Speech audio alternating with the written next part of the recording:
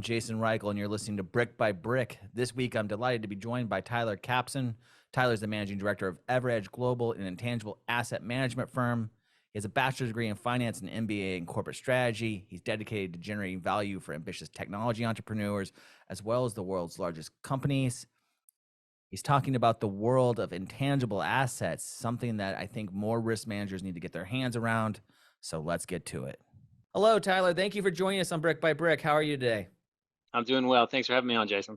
Great. I saw you at RIMS and EverEdge and got really interested in intangible asset management. So that's what this episode is going to be about. Is as you said, everything that you can't stub your foot on is intangible asset management. And so we're going to talk a lot about that. But before we get started, just to give a little bit of background from you, where do you come from? How did you end up as an intangible asset manager? Like, that's such a 21st century thing, right? So let's talk about that. Right. Well, I think, I originally started my career as an entrepreneur. I out of college started a business and tried that out for about 5 or 6 years. The good thing is the business is around today, but it wasn't those overwhelmingly, amazingly successful businesses that made me a billionaire. But then a lot of my friends, went into banking at that time. So I decided, well, let me see what the banking thing's about. I actually ended up working for Goldman Sachs, and then through some opportunities, I was then found the opportunity to go do some work with Deloitte as a management consultant. And then from banking into consulting, I preferred consulting. And about 7, 8 years ago, I got connected to EverEdge as an intangible asset specialist, and have done consulting and management training, valuation services all around intangible asset space. And so, yeah, that's kind of the journey, how I got into intangible assets. Of course, that's what you tell your mother you wanted to be when you grew up, right? Back in the day. I'm sure so many people in school right now have no idea what the jobs will be in 10, 20 years. Yeah, that's our job. We have to keep inventing new ones. On this front, what does that mean? What does someone who is a risk manager right now at a construction company who's talking to project managers who just got done doing that and now are listening to the podcast, what does intangible assets mean to them, and how does it play a role into their jobs? If you think about the world as we see it now, anything that you can't touch is intangible. I mean, the reason why we focus on intangible assets as a specific asset class is because over the past 45 years, the majority of value of companies, you think of the large, Google, Facebook, Apple, the majority of value actually is sitting in things that are not on balance sheet. So it's not the property, plant, and equipment. It's not the inventories. It's the things like, the brands, the designs, the software, the confidential informations, the platforms that they build. All of those are the intangible assets, and those are the kind of things that really make up the value in most businesses today. And when you think about even like a traditional industry such as construction company, I mean, a construction company will have approvals and certifications such as compliance with building codes, health and safety regulations. They will have a brand to help customers and suppliers recognize them. They will have confidential information like how they price things, their strategies, their internal processes and systems. And they'll even have content that they've generated and developed, things like their written down standard operating procedures, their marketing material, including the website, social media, and things like that, the data that they have about their customers and supplier data.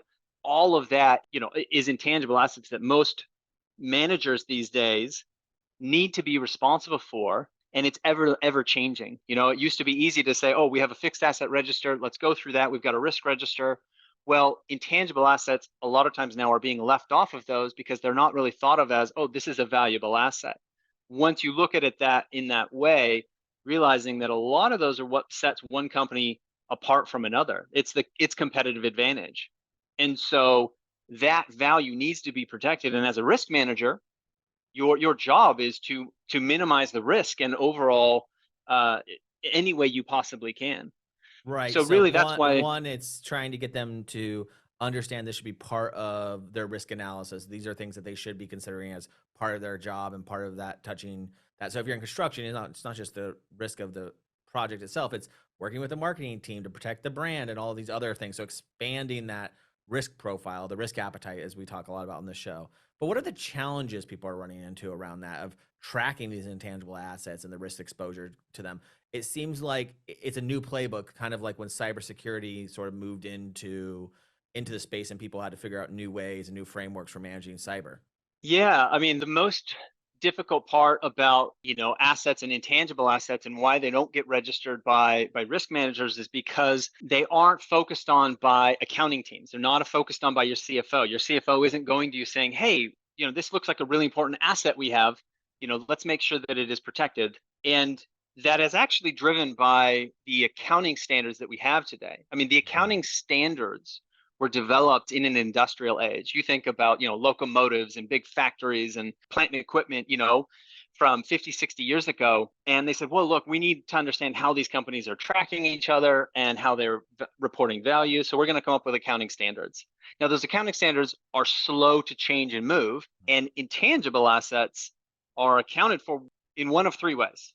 The first, they're ignored completely because they're not identified, like you said. If no one's looking at them, you don't know what to look for. You just kind of ignore it. Second, they're lumped together in goodwill, which is like a catch-all for we don't really know where else to put this, so we're gonna put this as goodwill. Or last, they're just recorded as a cost because that's what the tax authorities say you need to do. And so you buy a brand, if you pay $100 for it, it's worth $100. If you buy a lead list from a provider and you pay $100 for it, you put the lead list value as $100. But that lead list might be very exclusive, very unique, very special, and it might be worth hundreds of thousands of dollars to that contracting company because it might be a competitor's, that went out of business, their whole client list. Right. So, the only thing you can really say for certain about the intangible assets and how they're viewed and valued today is it's probably wrong. And so risk managers need to take that extra step to do, like you said, properly identify what assets that company has, and then look at the strengths and weaknesses of those assets and see what they can control and what they can't control. Yeah, this is so fascinating. What tools and models does EverEdge use to help, utilize or value the assets? And then what are some of those ways that people can actually risk mitigate? Well, we go through a process that we break down into 12 different categories of intangibles. And going through the process of saying, okay, it's kind of like a training exercise saying, this is category one. Do you have this? Do you not have this? And then go down one or two steps deeper into each of those categories. It's kind of like an internal inventory or an internal audit on all the intangible assets that a company has. That's how we work with companies and go through that process. And we call it our foundation process to set up the foundation of saying, here's what you have, here's the strategies you should now put in place to protect the assets that you have, reduce risks, and hopefully increase revenues and monetization options and things like that. Yeah. So for companies that don't understand this process, I would say, walk through a whiteboarding exercise and write down all the intangible assets that you think are important and say, does our company have those? It's a quick and easy way. In a few hours, you can at least scratch the surface in terms of identifying those assets that are most important to a business. Does accounting for these help evaluations of organizations or selling price of organizations? Is this things that people are actually bringing to the table when they sell their organization at this point in time? Or is that where this is leading to? Because I saw a very interesting stat on your website where 17% companies' assets 60 years ago or whatever stat it was, or 77%, some kind of stat where it said now, it's shrunk by over 5x, right? Like what companies are valuing about themselves are not the tangible assets, which you mentioned at the top of the show. Is that meaning that doing this process can put you in a better position for being acquired or for valuing your business? Because this is a big thing that's happening in the construction industry and property management, where companies are coming together or one company is buying another one to continue to grow. And is this a thing that can really help those negotiations? Absolutely. If you think of it as you're going out to sell a business like a garage sale, right? You can compare it to somebody who has set up a storefront and properly labeled all of their stuff and said, look, this antique lamp is really good. So we're going to, here's the heritage, here's the history. This is where it came from. Therefore it's a $500 lamp. Right. Okay. Without doing that process and going in and identifying all those assets that are off balance sheet.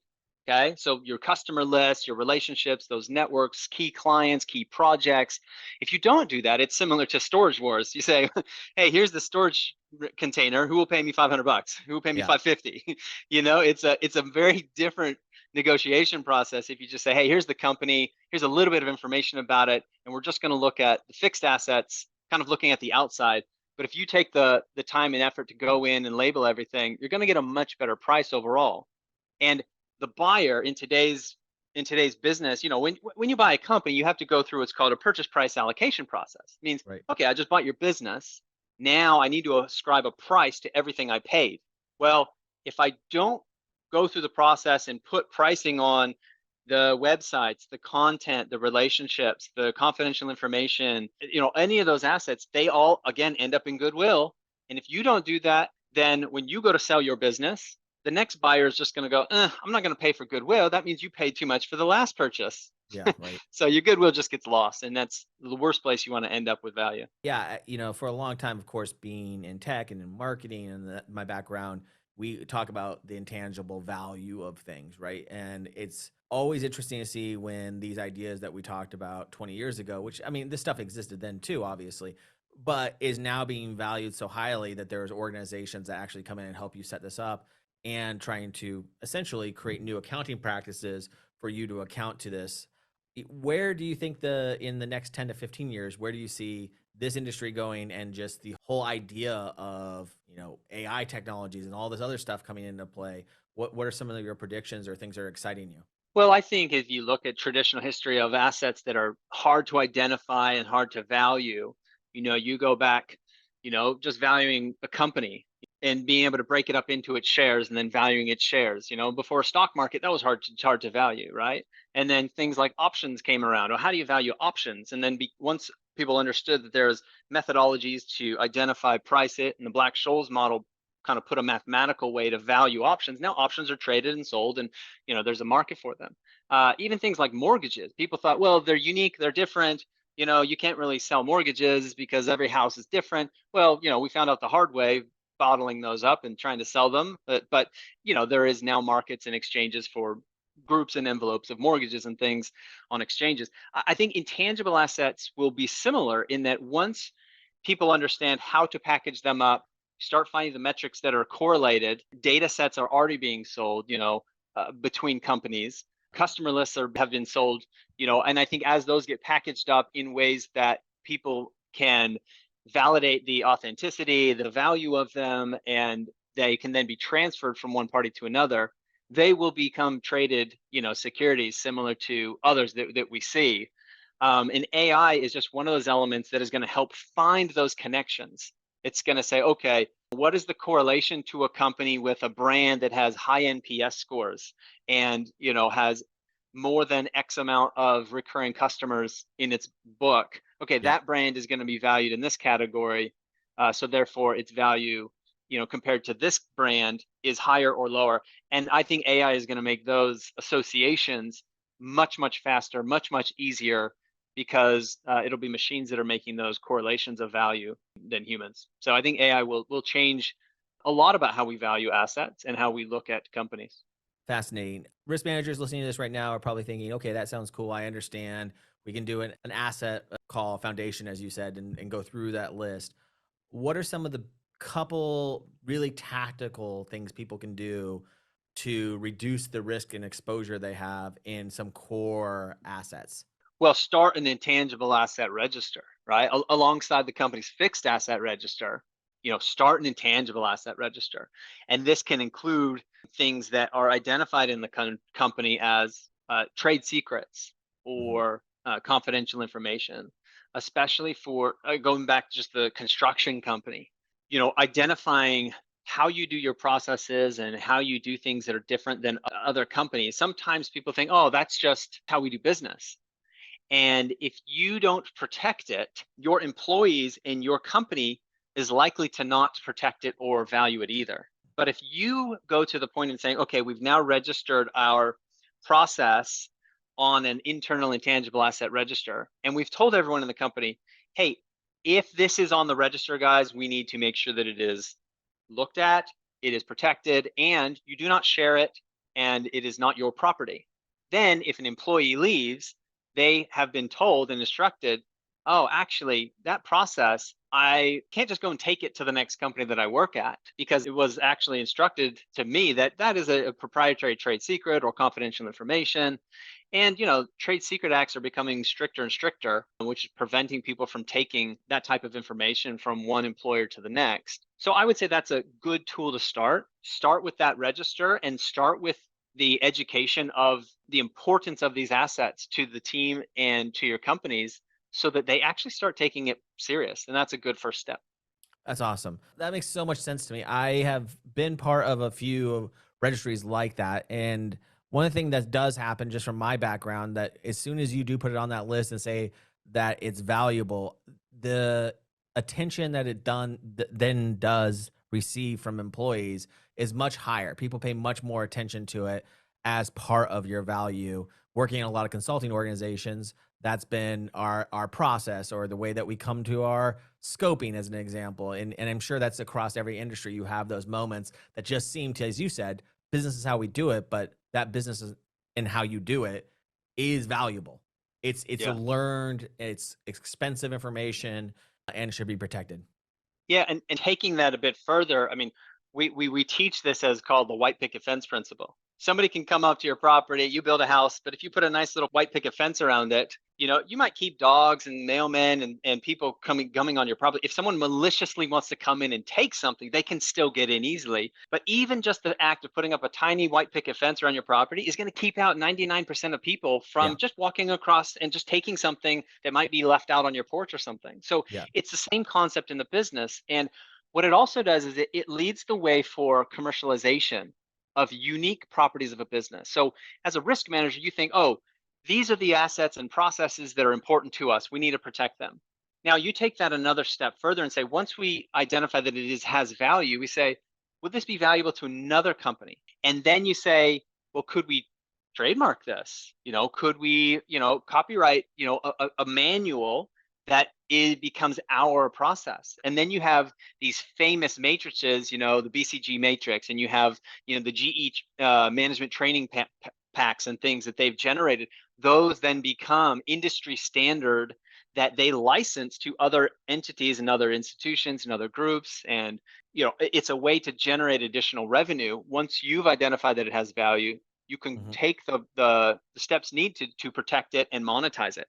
Yeah. Yes. Awesome. One thing we always ask every guest before we end the episode is for advice to your younger self, advice to someone getting out of college, looking to make a career change. A lot of people are doing that this day and age. What's your advice for taking on new opportunity, for furthering your career, and for being successful? I think being flexible to follow what you enjoy is important. I thought, well, look, let's go ahead and start a business and run that. And I said, it worked out a little bit and then end up into banking. I wanted to try that out. And I realized every step that I took, I learned a little bit more and got a little bit better. And by having a broader experience and broader education, now when I apply it to a consulting angle, it is much more applicable because I see it from much more angles. So, get as much experience in diverse fields as possible. If you're a student and you think, I'm going to be an investment banker, I'm going to be an investment banker, take an art history class, Yeah. because, Right. understand, something that you wouldn't normally do, just expand your views, because people that what is going to be unique and different, I think, when AI is going to be able to generate your standard consulting answers, it's going to be the human creativity to be able to make connections that are not typically connectable. Saying, Yes. whoa, well, in my art history class, I realized that the accounting standards have changed because of this and that. And you Right. go, Yep. whoa, that's where the real value is going to come. It's going to The be insight's gonna come humans. from us, from that. Yes. I Yep. completely agree with you. I am a big fan of, although I've been a consultant many years and in tech and executive and tech organizations, I value people who are generalists and can pull their knowledge to the specific problem quite frequently. We get a lot of good answers on the cast. One of them is curiosity, which this kind of is, but I think learning how to connect the dots from the different elements of your life, that integration makes you a much stronger candidate, to take on what the future is going to have in store for us, which seems to be pretty awe-inspiring, good or bad. I don't know yet, but like we'll see. Definitely excited to see what comes. I would say last good piece of advice that I was given that I always follow is never turn down a breath mint. And the reason is you never really know the reason for it. And so if someone extends, offer to help you with something, if someone offers a word of advice, just say yes and see where it goes. Yeah.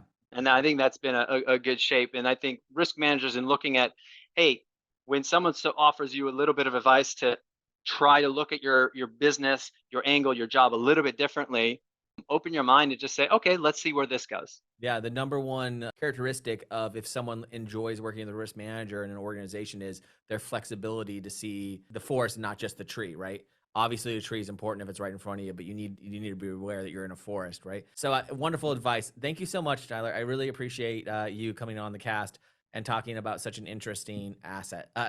Sorry, talking about such an interesting topic, and I look forward to following your journey. All right. Hey, thank you, Jason. Appreciate the time. Thank you, man.